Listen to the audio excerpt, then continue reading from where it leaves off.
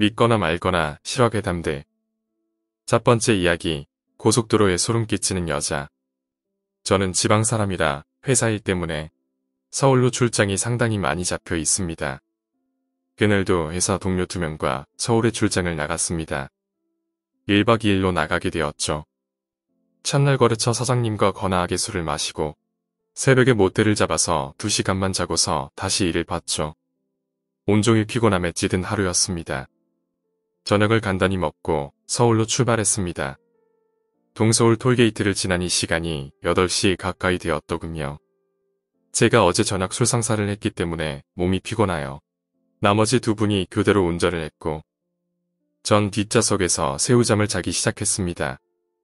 저희는 중부 내륙을 타고 여주와 충주 그리고 괴산과 문경을 거치게 되었는데요. 용인 휴게소를 지나 중부 타기 전이었고 경부 쪽이면 대전 근처쯤 되었겠습니다. 그때는 9월 초쯤이라 많이 더울 때였습니다. 뒷자리에서 한참 새우잠을 자는데 한기가 느껴져서 고시시 일어났습니다. 한여름이라도 이렇게 새우잠을 자면 몸의 열기가 빠져나가서 추위를 느낄 수도 있습니다만 창밖을 보니 많이 어두워졌고 2분도 피곤하셨던지 천천히 운행하셨습니다. 고개를 들고 담배를 한 대 피려고 창문을 내렸습니다. 반듯 빠른 속도로 차가 한 대 추월해 가더군요. 그 차가 지나가고 나서 갑자기 한 사람이 보이더군요. 웬 여인이 서 있는 겁니다.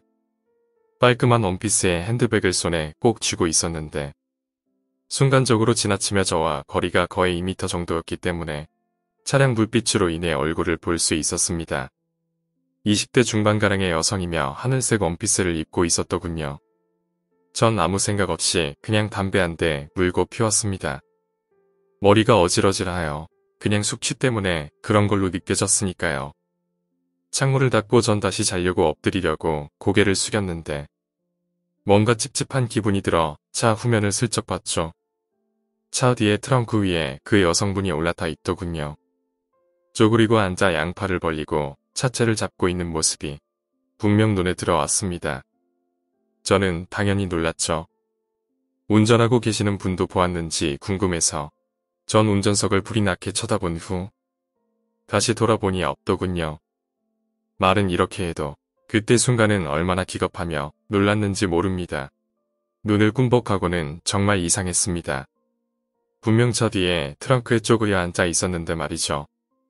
이 이야기를 했다가는 이상한 사람 취급당할 게 분명했고 내가 헛것을 본 것 같지는 않았는데 갑자기 오싹한 기분이 들더군요. 앞좌석에 앉아있는 2분에게 말을 걸고 이야기를 하기 시작했습니다. 한 30분 지나서 중부 내륙으로 접어들어갔습니다. 여주 휴게소에서 한번 쉬자고 제가 부탁드렸습니다. 마침 기름도 넣어야 한다고 하더군요. 여주 휴게소에 도착해서 주차하고 내려서 차의 뒤쪽으로 가봤습니다. 아무런 이상이 없더군요. 내가 헛것을 봤나 했죠. 그래서 피식 웃으며 담배 한 대 피기 위해 라이터를 켰습니다. 라이터를 켜는 순간 주위에 어둠이 걷히고 트렁크의 윗부분이 밝아졌는데 손자국이 보이는 겁니다. 그때 뒷좌석을 잡고 있던 위치에 말이죠. 차가 서울 시내를 돌아다니면서 먼지가 조금 쌓였던 거였는데 분명 손자국이 딱 찍혀있더군요. 다른 쪽도 확인해봤는데 같은 위치에 손자국이 나 있었습니다. 순간 멍해지더군요. 여하튼 그런 오싹한 경험을 하고 난 뒤 시간이 조금 흘러서 다시 출장을 가게 되었습니다. 용인 휴게소에 다와갈 무렵 배고 고프고 소변도 마렵고 해서 들렀습니다. 휴게소 화장실 앞에 교통사고 사진전을 하더군요. 아마 경각심을 주기 위한 거겠지만 햄버거 하나 사들고 가면서 보다가 9월달에 주행 사망사고라니 눈에 들어왔습니다.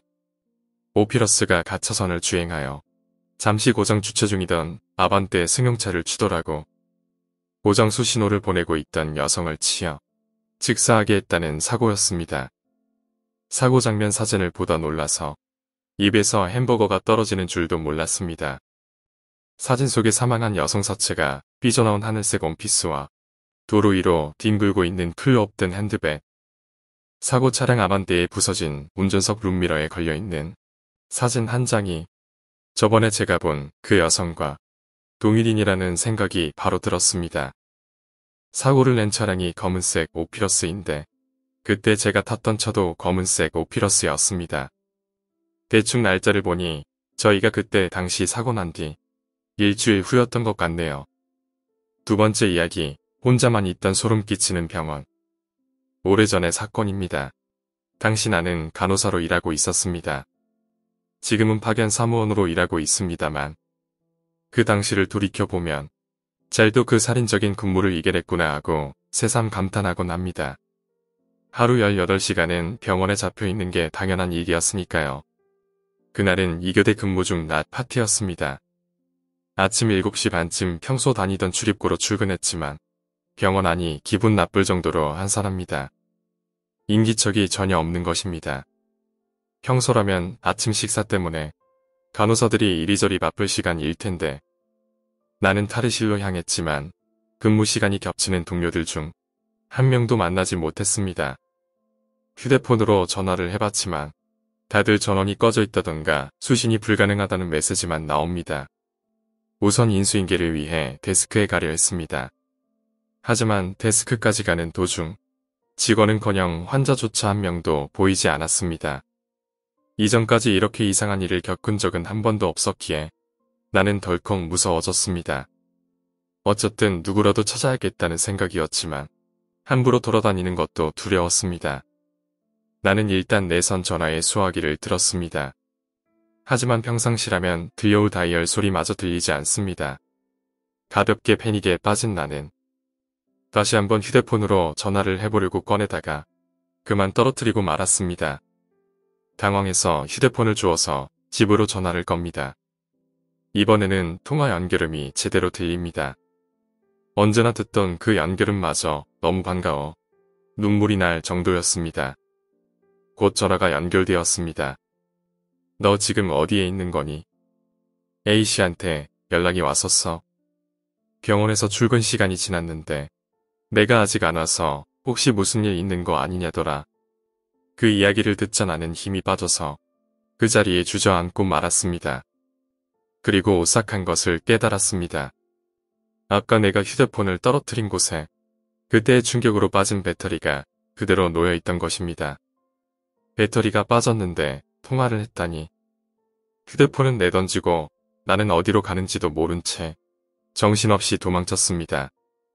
어디를 어떻게 달렸는지 조차 기억나지 않습니다만 출입구 근처까지 오자 한 걸음도 더 못 걸을 정도로 지쳐버렸습니다. 그래서 나는 엉거주춤한 자세로 숨을 고르려 했습니다. 머지않아 밖으로 나갈 수 있는데 왜 거기서 쉬려고 했던지는 모르겠지만요. 문득 나는 얼굴을 들었습니다. 눈앞에는 벽에 설치된 전신 거울이 있었습니다. 하지만 거울 속에는 내 모습이 전혀 비치지 않았습니다. 그리고 나는 정신을 잃었습니다. 눈을 뜨자 데스크 안에 소파였습니다. 주변은 평소처럼 활기 넘치는 직장입니다. A의 말에 따르면 나는 출입구 근처에 넘어져 있었다고 합니다. 다만 이상하게도 그걸 A에게 가르쳐줬던 사람의 얼굴이 기억이 안 난다는 것이었습니다. 실제 그 사람을 보았는데도 어떤 얼굴이었는지, 키가 얼마였는지, 성별이 무엇이었는지조차 생각나지 않는다는 것이었습니다. A에게 온갖 질문을 다 받았지만 내게는 분명한 증거가 있었습니다. 병원 안에 던지고 도망쳤던 휴대폰이나 탈의실에서 갈아입었던 옷이 전부 사라져버렸기 때문이었습니다. 게다가 내가 보고 기절했던 전신 거울도 원래 우리 병원에는 없는 물건입니다. 나중에 집에 들어가서 한 번 더 놀랐습니다. 분명히 어머니는 내게 전화를 받았던 걸 기억하고 있는데 통화 기록에는 아무것도 남아있지 않았습니다. 오늘 이야기는 여기까지입니다.